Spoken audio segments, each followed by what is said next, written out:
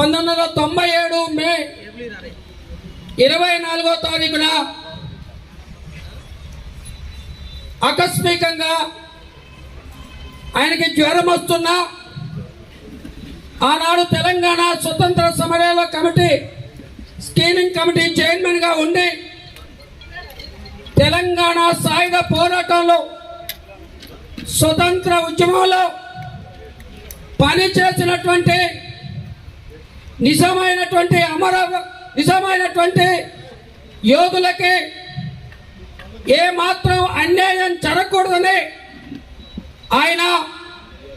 రాత్రింబగలు screening committee సమావేశం ఏర్పాటు చేసుకొని కమిటీలో వారిని ఆమోదం చెందేదాని కోసం ఆయన పనిచేస్తూ ఆయన జ్వరం వస్తే నిర్లక్ష్యం చేసి అనుకోకుండా అది సెలబ్రల్ మర్యాదగా మెదడుకు పాకి ఆయన చనిపోవటం జరిగింది. కామ్రేడ్ గిరిప్రసాద్ గారి గురించి ఖమ్మం జిల్లాలో ఇవాళ తెలియని వ్యక్తి ఉందంటూ ఈనాటి యువతరానికి తప్పితే తెలియని వాళ్ళు ఎవరూ లేరు.